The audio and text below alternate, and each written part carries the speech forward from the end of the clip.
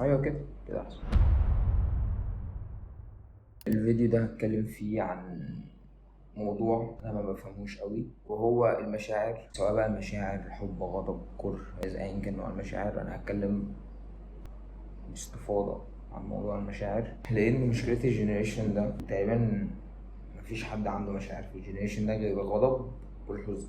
اي مشاعر تانية انت بتشوفها في الاغلب بتبقى فيك، في الاغلب، مش دايما برضه عشان ما نضحكش على الناس. او عارف انت لما حد يحاول يبين ان هو مبسوط بس هو مش مبسوط، بس هو بيحاول يبين لك ان هو مبسوط، فمن كتر ما هو بيحاول ان هو يبين لك ان هو مبسوط بيبقى مبسوط قوي.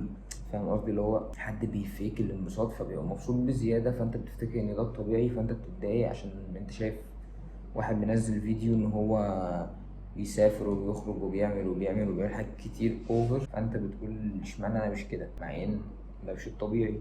الطبيعي ان الناس تولد، تخش المدرسة، تخلص مدرسة، تخش الجامعة، تخلص جامعة، بتروح تشتغل، بتشتغل تقريبا معرفش بقى بتعمل ايه بعد كده، يعني كل واحد وإرادته يعني. فما بين كل بقى الحاجات دي وانت بتعملها، انت ممكن تخرج، ممكن تسافر، ممكن تعمل عادي، مش ألف ب، مش قانون، مش حاجة أساسية انت المفروض تعملها، بس انت بتعملها، انت تقدر تعملها فبتعملها. لكن الناس اللي بتنزل فيديوز وتقول لك، او ما بتقولش، هي بس بتبين لك حياتها كلها سفر وخروجات وفسح وبتاع، هو مش هيبين لك الجزء الوحش من حياته، عشان ما فيش حد بيبين الجزء الوحش من حياته. لو انت بتبين الجزء الوحش من حياتك دي غلطة، لان انا بشوف في ناس بجد بجد محتواها ان هي كئيبة، مش محتواها اللي هو ككونتنت بتنزله، قصدي محتوى يعني كونتنت اصلا. المهم المحتوى يعني اللي هو الايدنتيتي بتاعتهم ان هم ناس كئيبه. هو مثلا تلاقيه بينزل ستوريز فيها اغاني تقطيع حاجات، لما تيجي تتكلم معاه تلاقيه بيقول لك الدنيا والدين والاخره ومش عارف ايه وايه وايه وايه وايه وايه. هتلاقيه دايما متشائم متشائم. فدي حاجه مش صح عامه. لو انت بتبين الجزء ده منك بس، لان كلنا عندنا الجزء ده وكلنا عندنا جزء مبسوط. بصوا عامه مفيش حاجه اسمها انفصام، عشان في ناس بتقول لك انت عندك انفصام. لا، انت ما عندكش انفصام، انت انسان عندك احاسيس. طبيعي ان انت يوم تبقى مبسوط، او دلوقتي انت مبسوط، بعدها حصل حاجه فانت زعلت، بعدها حصل حاجه فانت رجعت تاني تمام، بعدها بقيت هادي، بعدها طبيعي. في ناس تشوفك في مره تلاقيك مبسوط فتقول لك حلو، مش عارف ايه، تيجي تقابلك تاني تلاقيك متضايق، تقول لك هو انت عندك انفصام؟ هو ايه ده؟ هو انا عشان انا شخصيتي مثلا بهزر وبضحك يبقى انا طبيعي الف ب كل يوم هبقى بهزر وبضحك؟ لا طبعا. عايز ارد بس على في كومنت جالي بجد، عشان في حد قال لي حاجه هي عجبتني جدا. اول مره في حياتي اشوف النقد البناء، يعني يجي لي، انا بشوفه بيتكتب للناس بس اول مره يجي لي نقد بناء. قال لي جميل قوي وكواليتي مكان التصوير تحفه ومش عارف ايه وكده. المهم قال لي بقى حاول تبص على الكاميرا اكتر وانت بتتكلم. انا عايز اقول لك ان انا لما كنت بصور الفيديو اللي فات، انا ستيل لسه بعمل كده دلوقتي.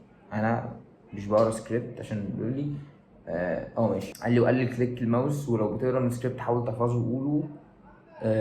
انا مش بقرا من سكريبت عامه. انا مفيش فيديو ان انا عملته في حياتي كنت بقرا من سكريبت. الاصوات اللي حواليا دي مش بتاعتي بصراحه يعني.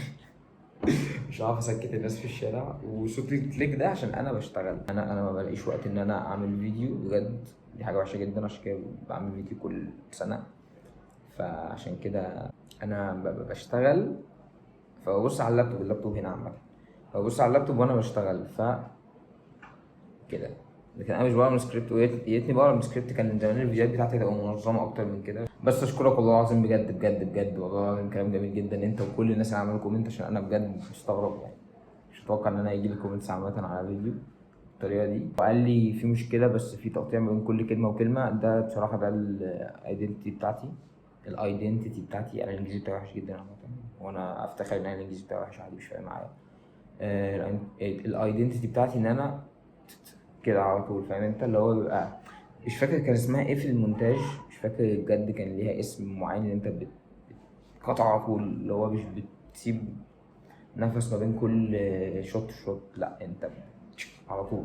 بس فشكرا جدا اقسم بالله يا كريم ياسين، انت بجد شخص جميل جدا. نرجع لموضوعنا. اتوقع ان انا بجد اقول لحد انت عملت لي كومنت وارد على كومنت وكده يعني. في ناس قالوا لي انت هتنسانا، مش عارف، انا مش هنسى حد عامه. كنت بتكلم في ايه؟ فالمشاعر، نرجع بقى لموضوعنا الاساسي. المشاعر هي انواع كتير جدا.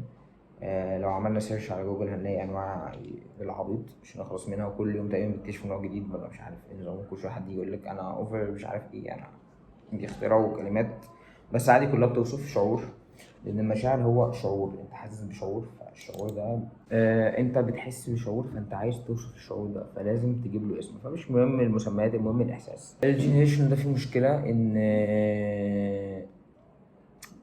ما بيحبش بجد. ما اتوقعش ان في حد في الجينيريشن ده بيحب. ممكن يكون هو فاكر ان هو بيحب، بس ده يعني في فرق كبير قوي ما بين الاعجاب والحب.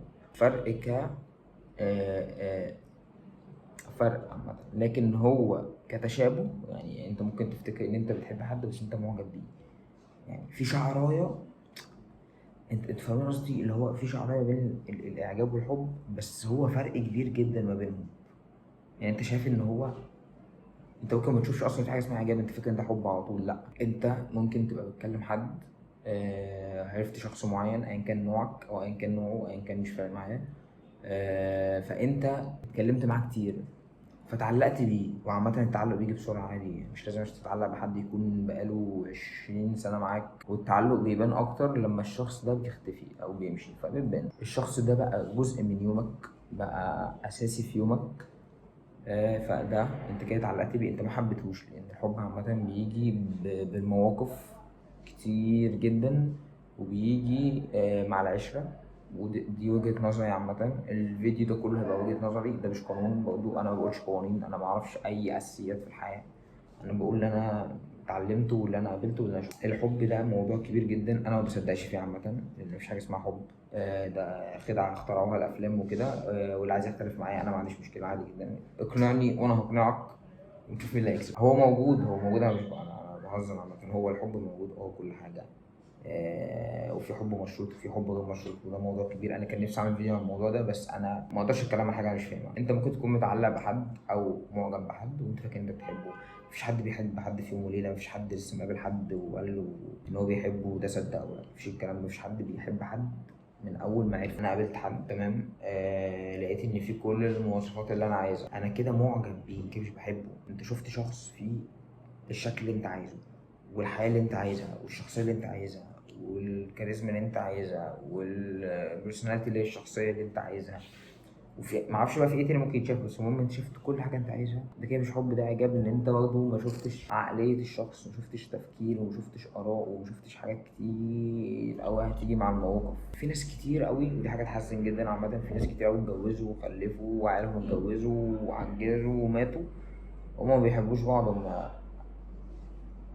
اتعودوا على بعض او عجبوا ببعض واتجوزوا على طول، فحصل مشاكل فمش عارف ايه فضلوا عايشين بالمشاكل دي بيهدوا الدنيا وخلاص، وماتوا على كده في الاخر. طلعوا يعني المشاعر دي صعبة جدا، مش اي حد يعرف يوصفها. وعامة لو حد جه قال لك انا حاسس بحاجة، انا حاسس مثلا ان انا مش عايش، في ناس بتحس كده ان هي مش عايشة، تصدقه او ما تصدقوش مش بتاعتك. بس عامة انت ما تقولوش انت يعني ايه وتفضل بقى انت تقول له مفيش حاجة اسمها كده. لا، في حاجة اسمها هو حاسس بكده. هو ترجم الشعور اللي جواه بالاسم ده. عادي ممكن يكون الشعور ده اسمه بريبك ديس اوردر مثلا، عادي ممكن يكون ليه اي اسم علمي، مش مهم، مش مهتمين نعرف بجد ايه الاسم العلمي بتاعه. في حد عمل لي كومنت برضه افتكرته، قال لي اشتري لك مايك او قرب من من الكاميرا شويه. عامه اشتري لك انت موبايل تسمع منه، عشان انت موبايلك شكله بايظ، عشان الصوت بتاعي كويس وانا بمنتج باين عندي ان هو كويس، عيب من عندك. لو انت مش سامعني فتمام، عادي مش مشكله، عادي ممكن هشوف الموضوع ده، ممكن يكون فعلا في مشكله من عندي. انا بهزر معاك يعني. فاي حد يقول لك شعور هو حاسه ما تكدبوش، ما تقللش من شعوره، ما تقللش من اي حاجه، ومش مطلوب منك تصدقه، مش مطلوب منك تقول له اي حاجه، بس انت اسمعه عادي. انا جيت قلت لك انا حاسس ان انا اوفر كواليفايد مثلا، اوفر بريبك. انت ما يفرقش معاك ايه اسم ايه اوفر بريبك دي، يعني ايه اوفر مش عارف ايه دي. قول لي طب ليه بتقول كده، فانا هقول لك ساعتها انا بحس ان انا مش عارف ايه وايه وايه وايه وايه. فانت عرفت انا حاسس بايه. قول لي يا عم دي هي الدنيا كده، قول لي ربنا يسهل، قول لي اي حاجه، بس ما تجيش مثلا قول لي مفيش حاجه اسمها كده مش عارف ايه. ده انا ما غلطتش الموضوع ده عامه، انا ما غلطتش الموضوع ده، بس انا غلطت الغلطه دي مع ناس لما كان حد يجي يقول لي انا حاسس بكذا اقول له مفيش حاجه اسمها كده، واتكلم بالعلم قوي بقى، مفيش حاجه اسمها كده بلا بلا بلا بلا بلا بلا بلا. طبعا لازم نعترف بغلطنا. الانسان لما يكبر برضه بيبقى كده. المشاعر برضه موضوع كبير، موضوع كبير جدا، وفي مشاعر ملهاش اسم وفي مشاعر ملهاش احساس. في ناس ما بتحسش، انا ما بحسش او بحس بس انا بنكر احساسي، فده برضه حاجه تانية خالص. يعني انت تحس بحاجه وتنكرها. يعني انا مثلا انا ممكن ابقى قاعد في حته فيحصل موقف يضايقني، انا بنكر ان انا متضايق، مش بنكر ان انا متضايق قدام الناس، انا بنكر جوايا ان انا متضايق. يعني لدرجه ان مثلا انا اقعد مع نفسي بالليل بتكلم مع نفسي، فبتكلم في الموقف مثلا اللي حصل، افتكر الموقف يعني واقول إيه العبط ده، مش حصلش حاجه اصلا، مع انه حصل حاجه وانا من جوايا متضايق، بس انا بكدب نفسي. ده ليه؟ انا بصراحه مش مهتم اعرف ليه، انا مش فارق معايا طالما انا ما باذيش حد وما باذيش نفسي فانا تمام. يعني لما تيجي تحس بحاجه مش ضروري تروح تقولها لحد. ده لو بنتكلم على مشاعر حب بقى او اعجاب او ايا كان، مش ضروري تقولها لحد. اتاكد منها جواك جواك جدا، واتاكد منها ان هي متبادله عشان ما تقعش في مشكله ان انت تبقى اسمها ايه، لو انت يعني حب انت بس اللي بتحب حد مش هو اللي بيحبك. المشاعر مش لازم تتبرر، مش لازم لما يجي حد يقول لك انا زعلان منك في حاجه تقعد تقول له لا انت زعلان مني ليه، انا ما عملتش حاجه. ما تقولوش كده، عشان غلط ممكن تكون فعلا انت غلطت او انت عملت حاجه وحشه، بس هو فهم او يعني هو حس بيها بس انت ما حسيتش بيها. انت مش لازم تحس بان انت عملت حاجه وحشه، مش لازم بجد تبقى انت اللي غلطان. أو ممكن يكون انت لا انت غلطان ولا هو غلطان، انت بس انتوا برضه مش مترجمين احساس بعض. انت مثلا عملت الموقف ده بالنسبه لك عادي، اللي هو انا نزلت خرجت نزلت مع نفسي، انا احيانا بنزل مع نفسي عامه. دي حاجه انصح بيها الناس كلها، ان هي تنزل تخرج مع نفسها او تقعد مع نفسها في اي حته، تتكلم مع نفسها او تكتب او ترسم او تعمل او تشتغل او تعمل اي حاجه. فانا مثلا نزلت مع نفسي، حد من صحابي قال لي انت ليه نزلت مع نفسك وليه ما قلتليش واتخانق معايا. انت من وجهه نظرك انت نزلت مع نفسك عشان انت عايز تنزل مع نفسك، عشان عندك حاجات تخلصها وعشان انت عايز تقعد مع نفسك.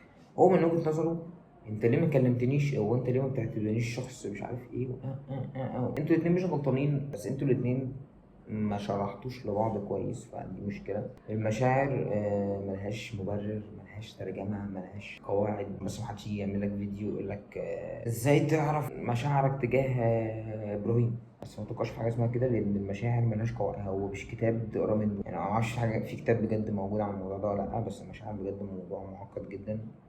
انا حاولت اتكلم في الحاجات اللي ممكن تقابلها في حياتك، بس برضو مفيش فيديو مفيش اي حاجة هتفهمك يعني ايه مشاعر او يعني ايه حسيس او طبيعة مشاعرك عاملة ازاي. لو انت حاسس بحاجة ده معناها ايه. في ناس هتسمع منها كلمات غريبة، في ناس هتسمع منها ان انا حاسس ان انا مش موجود، حاسس ان انا مثلا جسمي موجود بس انا روحي هي اللي ماشيه. انتوا بجد فاهمين ان في حد ممكن يجي يقول لك ان انا حاسس ان انا لما قمت النهارده انا روحي بس اللي قامت، يعني انا بتحرك بروحي مش بتحرك بجسمي. هي مش مفهومه. هيجي يوم وتحس بشعور زي ده مثلا، اكيد هيجي يوم وتحس بشعور زي ده. لو ما جاش اليوم ده فبس هو ده شعور موجود، في ناس حست بيه.